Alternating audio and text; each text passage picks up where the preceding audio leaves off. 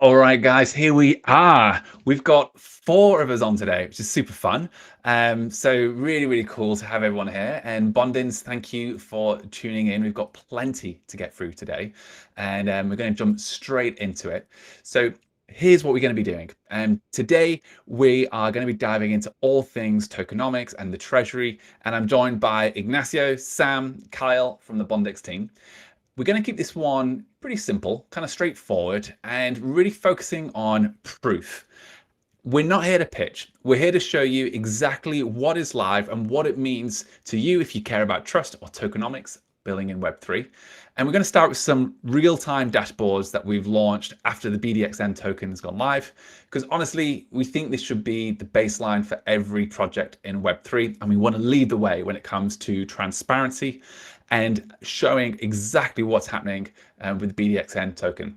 So now you're actually able to verify token unlocks, circulating supply, treasury movements, buy, sell pressure, all in real time. And we'll show you that whole dashboard. And then we're actually going to show you and walk you through some of the changes we've made in the tokenomics as well around TGE, again, leading with that transparency. And we want to unpack a bit about what we've learned, why we've done this, and why it ties into our bigger goal of making Bondex the first on-chain professional network where transparency is not just a buzzword, but it's right at the heart of what we're building.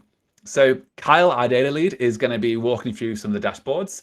But before we do dive into that, Ignacio, I'd love to kind of throw to you first. Today is all about transparency. It's all about actually opening up the cover, like lifting the lid, as it were, on how what the BDXN token's doing and all the contracts. I'd love you to kind of maybe just start around, why transparency is important for us with Bondex.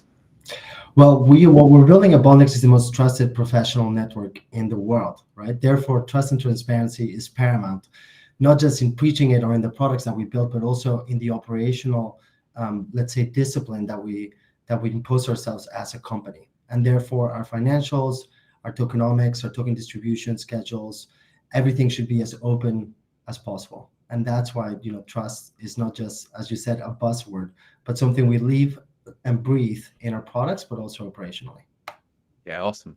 And I think one of the cool things, especially if you're coming from outside of Web3, is actually understanding, wow, like you can see the state of a project's treasury. This is really unique to our space. Maybe Sam, if you maybe just want to kind of speak into why that's unique in Web3, and again, like what can people do with this information?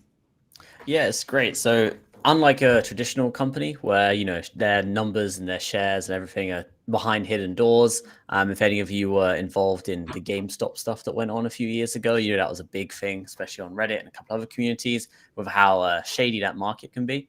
But I think that overall on Web3, you can see publicly into it, which is exactly what you want to see. It's what everyone wants to know. It allows you to have better information about what we're doing with the tokens as well. We can't sell or move tokens without you guys seeing them. We're revealing all our addresses as part of this. And that's a huge thing. So you'll be able to see, hey, what are the Bondex guys up to? And you'll see every movement on there. It's all in real time. And it's all there.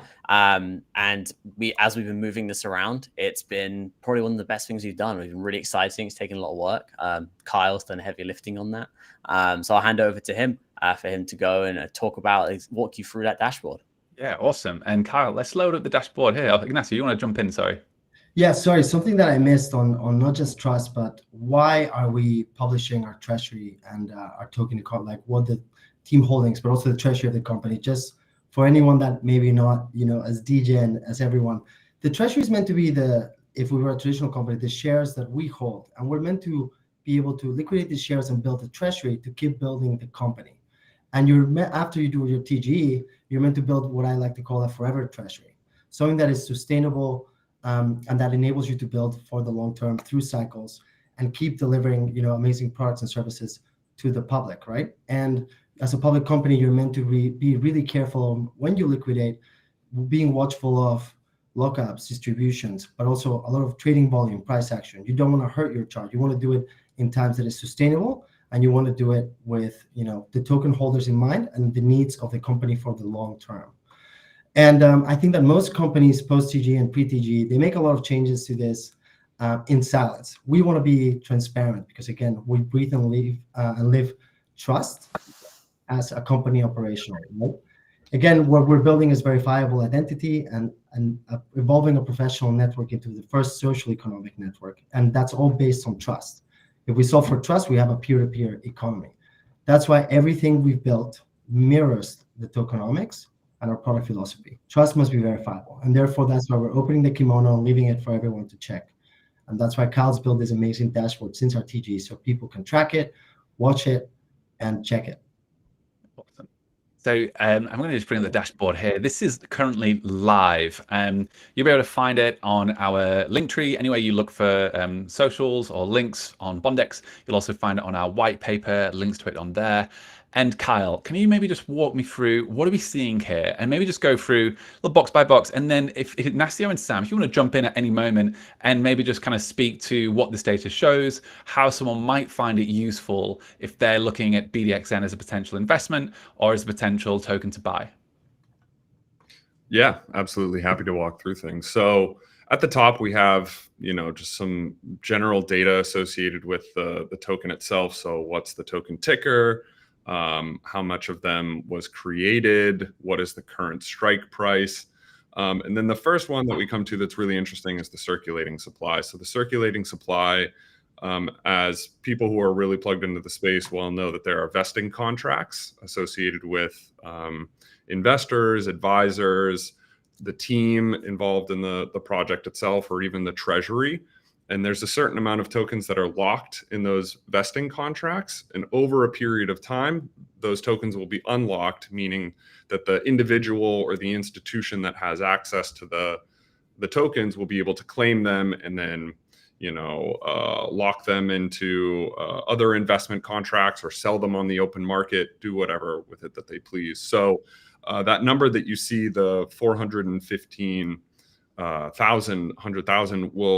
is a function of how many tokens have been unlocked up to this current moment in time. So that number will be going up continuously as we move forward through time.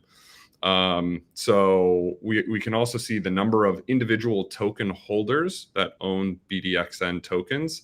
Now this data we can only pull from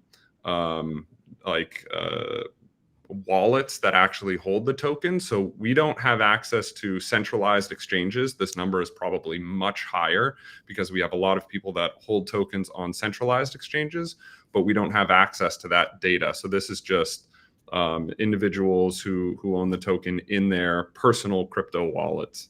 So, I mean, that's an important point to make. If I could just pause on there, Kyle. So everything that we're seeing here, this is being pulled from essentially the ERC20 contract, or the Ethereum world, and the Binance Smart Chain world as well, because that's we can run these scripts, we can actually pull in that data, but everything that kind of sits within an exchange, that's a bit of a black box. Is that right? Yeah, that's exactly correct. So that's some of the trade-offs of decentralized versus centralized. Centralized, there's a bit more like control and maybe like additional user support and functions that a centralized exchange can provide, whereas a decentralized one, power is in the hands of the user, and that data is open to us, for example, to be able to use it. Whereas centralized exchanges, don't necessarily open their data broadly to external partners to be able to learn from or absorb. And so, some trade-offs associated with the system, but we've done as much as humanly possible to take the data that is available to us and then provide it to our community, to our users, so that everyone can have, the same understanding of where we are in terms of what is happening with the tokens. Got it. Yeah. And so if I can, I'm just seeing this one here, Kyle, and we've got obviously ETH and BSC, like a breakdown of token chain holders. If I can actually throw to Ignacio, this might be new to some people. I might be looking, thinking, oh, hang on, how come we've got two chains here? I thought that Bondex was an ERC20, was an Ethereum based token.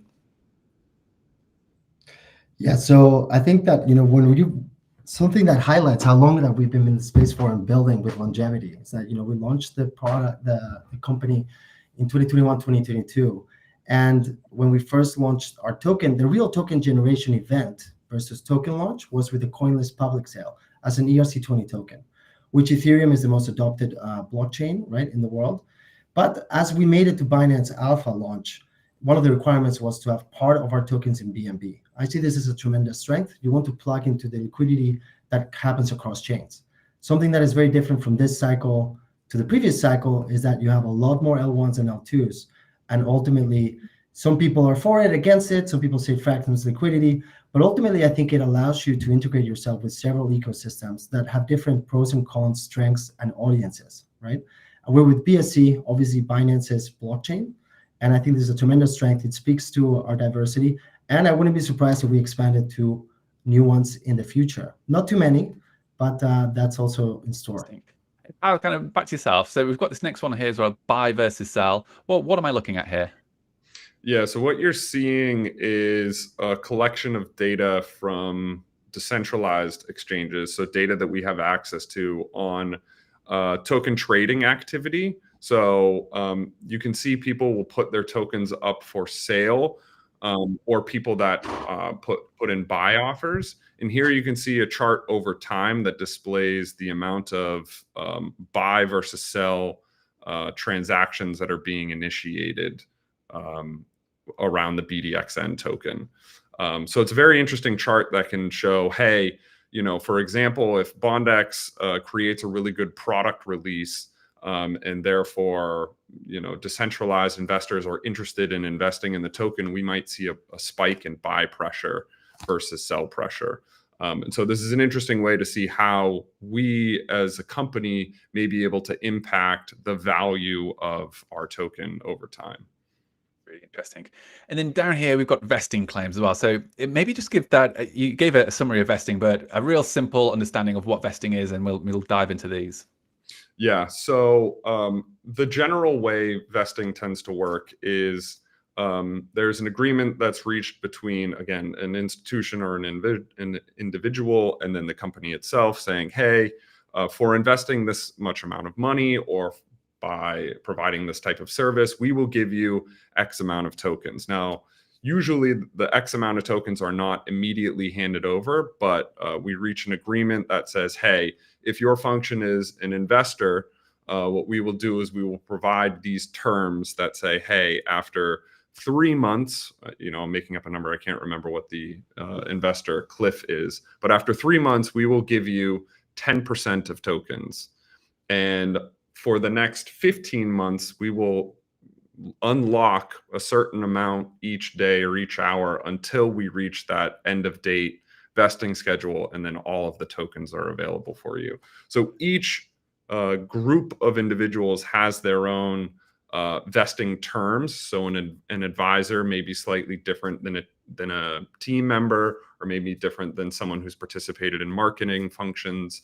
And so what you can see here is a bar chart that shows each individual type of vesting owner and how many tokens they have available in the vesting contract, how many tokens that they have unlocked in the vesting contract, meaning they are available to claim but have not yet claimed, and then tokens that they have already claimed, and that would be the small green bar at the top there. So I could just throw it then to Sam. So Sam, I'm just look at this investor one here. I've got locked tokens, I've got claimed unlocked tokens, and I've got unclaimed unlocked tokens. Why do we even bother doing this, Sam? Like, why wouldn't we just give people a token just straight up? And we've got the same, obviously, with airdrop season 1 as well. Around, there's a bunch of locked tokens there, 17 million, and then we can see how many people have actually claimed those tokens as well, which is 500,000 tokens being claimed, and 3.5 million are unclaimed, which is a heck of a lot of tokens that haven't been claimed there. But why would we even do this? What's the purpose of vesting?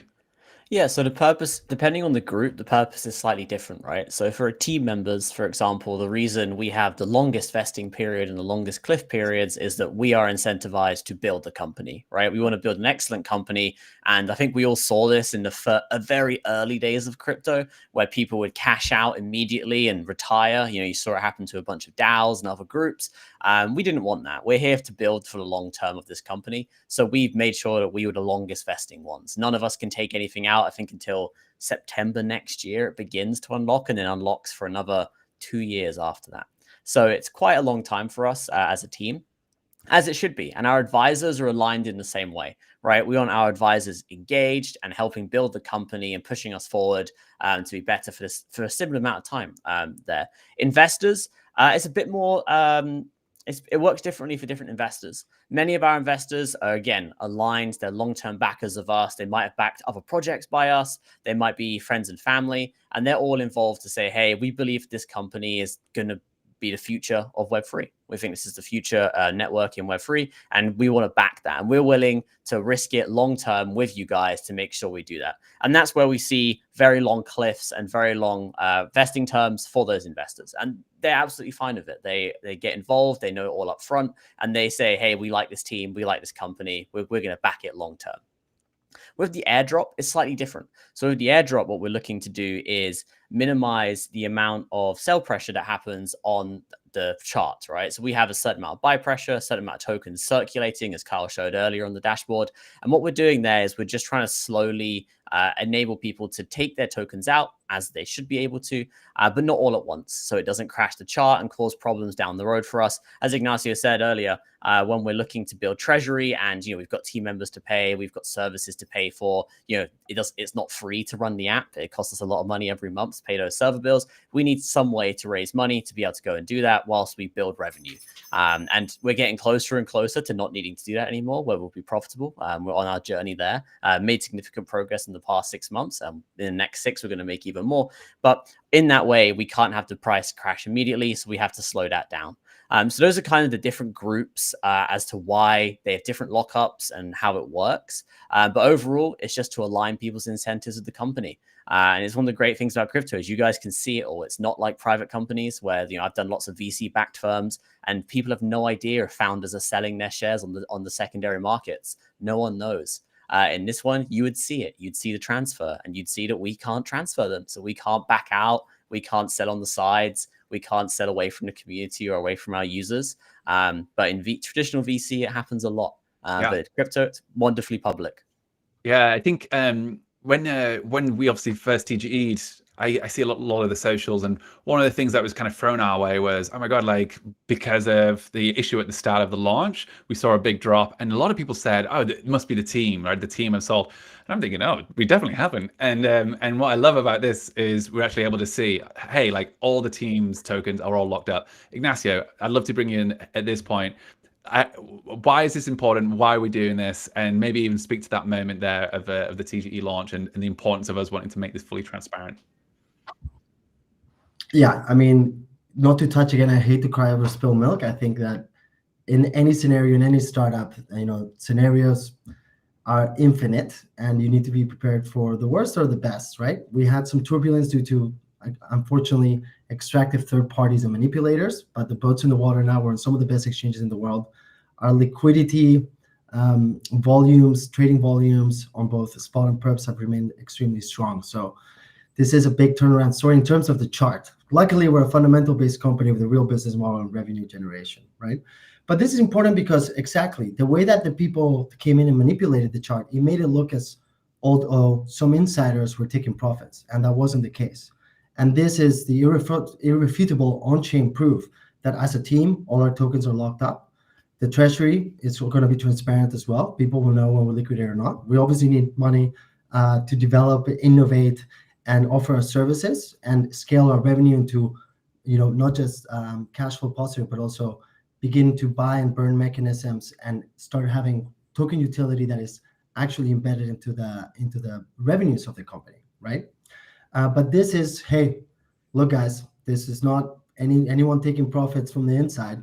In fact, it was third parties that, I would love to get back at them one day. But yeah, this was anyone from the company whatsoever. Everyone is aligned and we're here for the long term. By endurance and resilience, we conquer. And this is how everyone knows we're the last ones out of the boat and here for the long term to build. So true.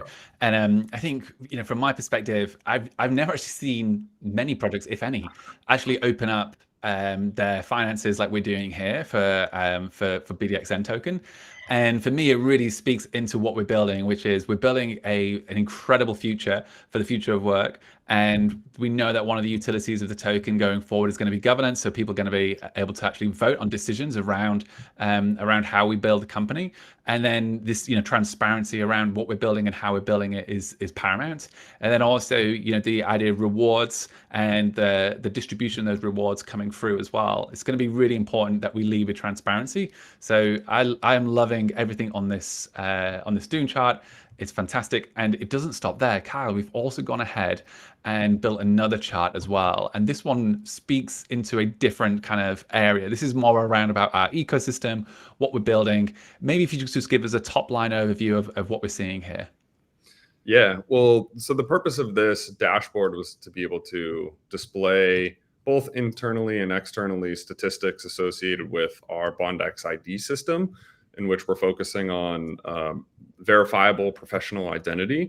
So as you know, the job market, the ability to understand if individuals are trusted individuals, whether they have the work history that they say they do on their resume, is quite difficult. And this is a really interesting problem that we're trying to solve. The way that we are doing it is we are working on building verifiable systems into our product. And so this dashboard is focusing on being able to display the data associated with those verifiable credentials to anyone who is interested. So the way that it works is people can use Bondex to associate their social handles, their work credentials, other engagement items that help verify the fact that they are who they say that they are, and their historical work history matches what they say that they are doing. So here we can see some statistics where we have over 26,000 individuals who have claimed Bondex IDs, and we score people based on the quality of the credentials that they verified. So the longer of a history you have on your social handles and the more engagement you have on them means you will get a higher score associated with that credential. So the average credential that we see per mint is 18.9 roughly points. So again, the higher the points that you have, the more the higher likely you will have to get a job, because you're speaking the truth, essentially. So we can see in some of these bar charts, the pie charts, the breakdown of like where these credentials are coming from, how they are associated with, and then the points associated with them as well. So one of the things that's very important that a lot of organizations are starting to do right now is KYC, know your customer. So this is a service that we can actually provide to say, hey, we can match this individual who signed up, created an account, uploaded their resume with credential documents that match their person, essentially. So it is a credential that you obtain a lot of points with, but it is also extremely important, especially in the new age world where people are working remotely, might not be able to meet individuals in person to verify that you are who you say you are.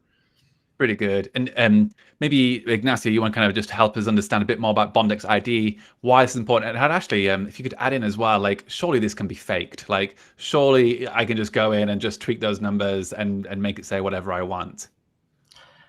You mean in our data? Definitely not. This is all part of this, and this is also like our version 1 of the Bondex ID, and it's really part of our Web 2.5 resume, right? And I don't like the word resume. I think it's so obsolete. The future of work is here, right? AI revolution is here. Like gig economy keeps rising up, and we'll keep using a resume, which I don't know where the invention of a CV or a resume came from, but I guarantee you, we'll look at it, we're going to be shocked by how long it's been in place, maybe 100 years. I'm not sure, right? References, etc. How can we be using the same infrastructure today? Like, it makes absolutely zero sense. And then how can we verify these things on chain, right? Using the blockchain as a trust layer.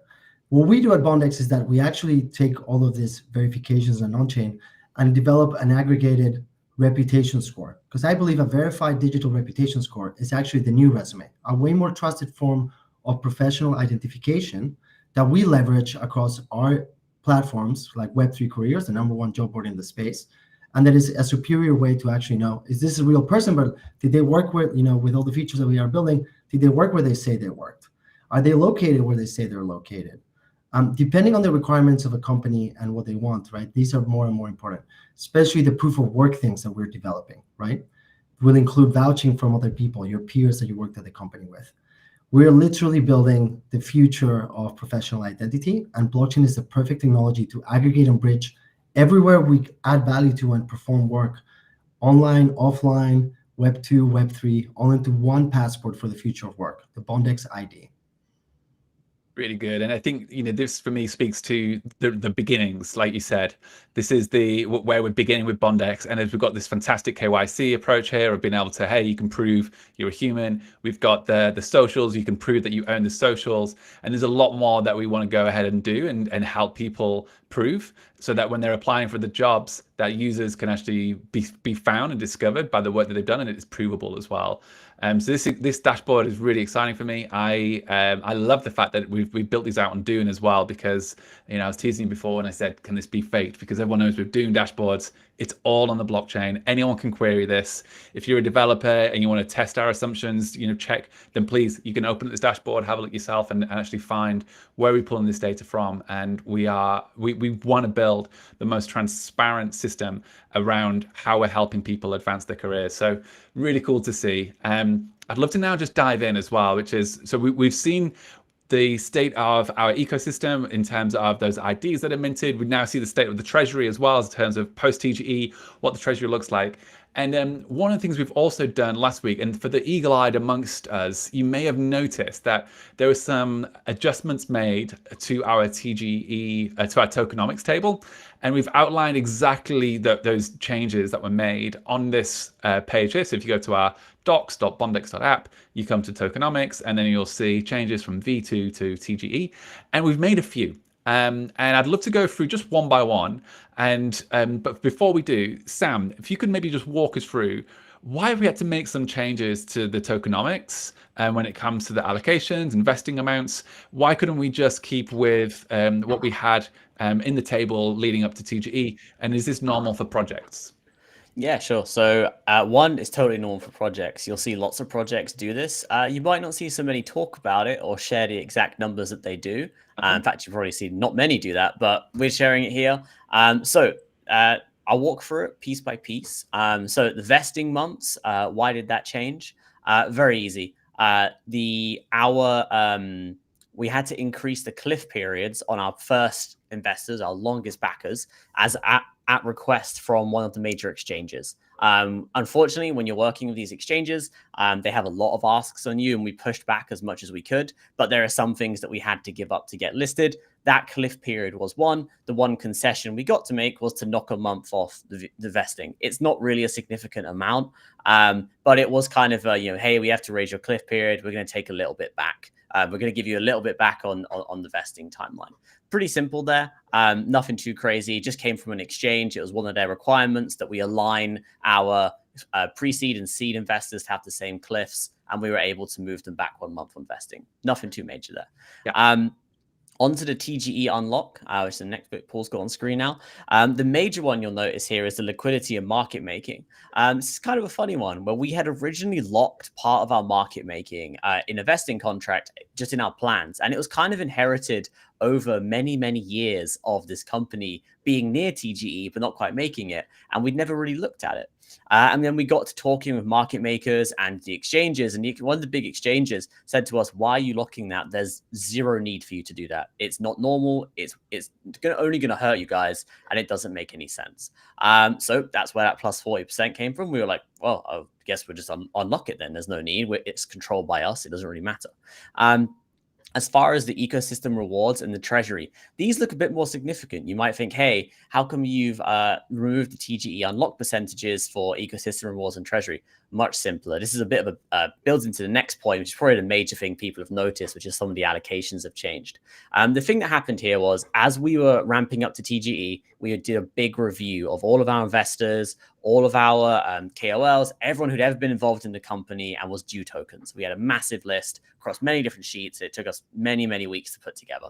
As part of that, what we realized was, in the early days of the company, we thought we'd need to sell, 55 million tokens in our pre-seed round in order to fund the company. Turns out we were better at running the company than we thought we were going to be, and we didn't need to sell so many tokens, which meant that when it got to TGE, we had extra tokens which were unaligned and didn't need to be sent to those investors because we'd done a better job. We'd run leaner than we thought we were going to. And the same can be seen on the pre-seed round as well. So we took those tokens. We're like, well, what do we do with this? We split it across ecosystem and treasury.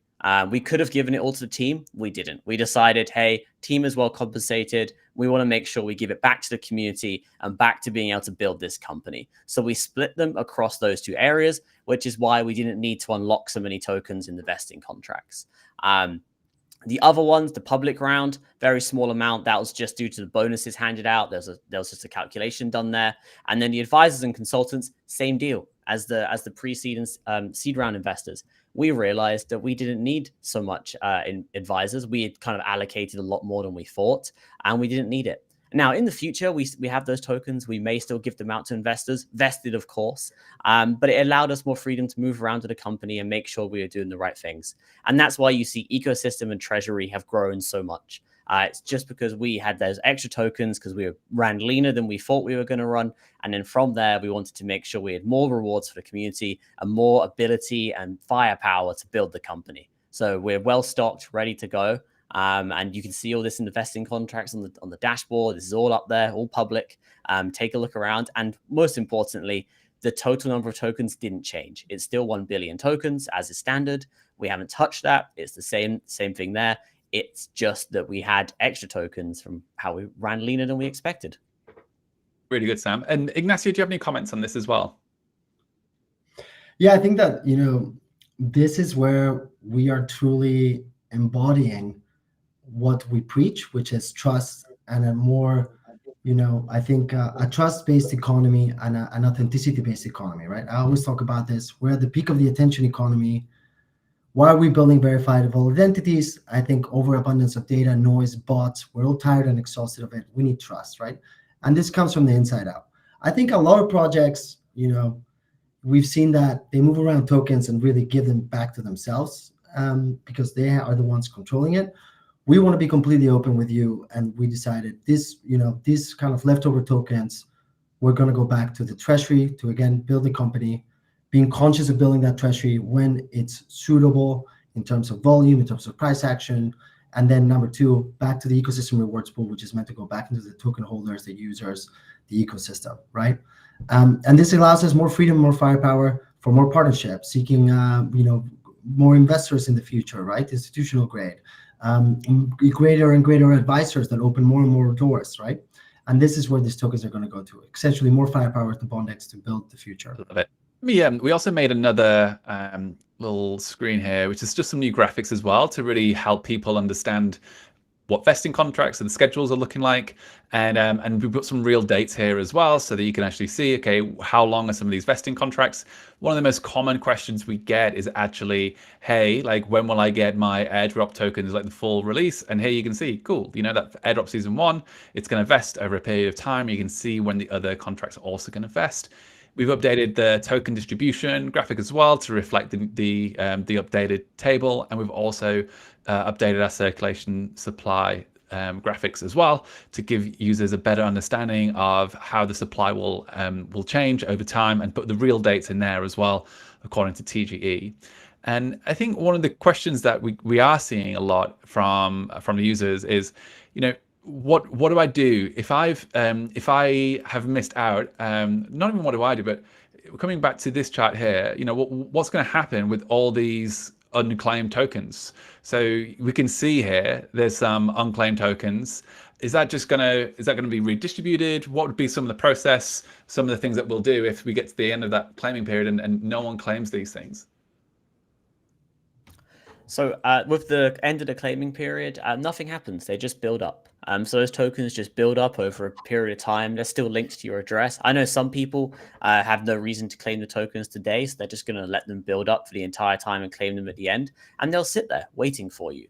Now, in the future, 12, 24, 36 months down the line, when we're way outside the claim period, that we may choose to do other things with those tokens and redistribute. But at the moment, we've got tons of stuff in the ecosystem rewards pool ready to go for the next season, for the next airdrops, and for the next incentivizations of our community and helping them grow. So it will just build up, so you can claim every day. As Kyle said, I think it unlocks every minute. It unlocks a certain amount of tokens. So you can be on there every minute if you want to. But most people tend to claim, looking at the data, pretty sporadically across a couple of months, couple of weeks, tends to be when most people claim. So it just sits there and waits for you. It's there when you need it. And you go to the claim portal, as I'm sure Paul's shown many times on here. And that's all waiting for you. Really good. And I'd love to just maybe, as we kind of draw this to a close, Ignacio and Kyle, is there anything else that you guys want to add in terms of what we've gone through, the treasury, and the kind of thoughts for what's ahead? I'll let you go first, Kyle. There's nothing technically that I would like to add, but I think, as someone who enjoys building tools for people to explore data, I think a sentiment that I just want to add, I think Bondex is very open to feedback as well as other perspectives of what data might be useful. So I would just invite, if there's anyone listening, please share feedback or charts that you think would be useful. And it's something that we can get cracking on and display for our community, because at the end of the day, we don't exist without serving our customers. Really good. And Ignacio, what's coming up? Like, what should we be expecting in the next few months? We've got a lot of people who are looking to Bondex thinking, okay, guys, what's next? Like, we've done so much, but what's coming up?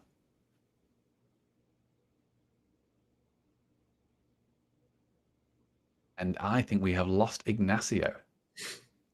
I think he is frozen. He is frozen. Look at that.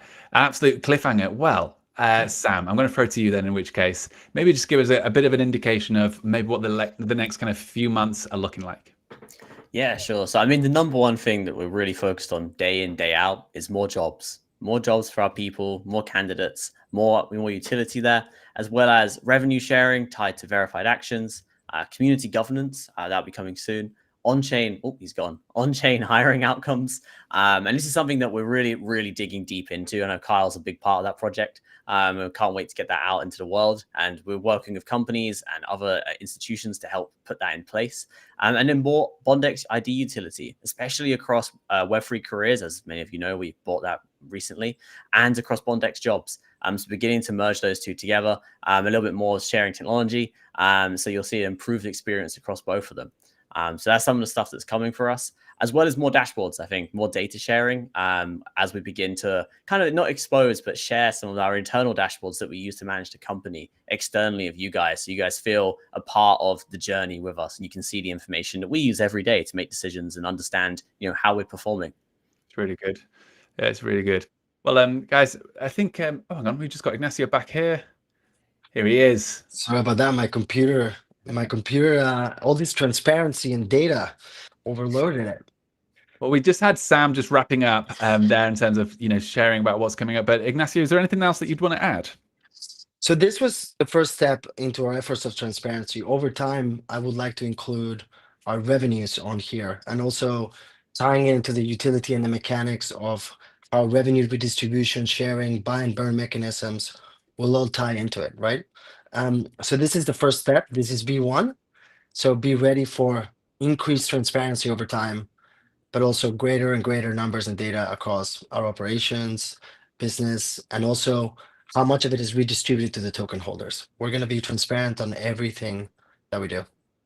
Love it. Super exciting. Awesome. Well, guys, thank you for joining us. And team, we will be on, I'm sure, another Bondex Talks very soon. But for now, thank you all for joining, and we will see you on the next one. Thank you very much, everyone.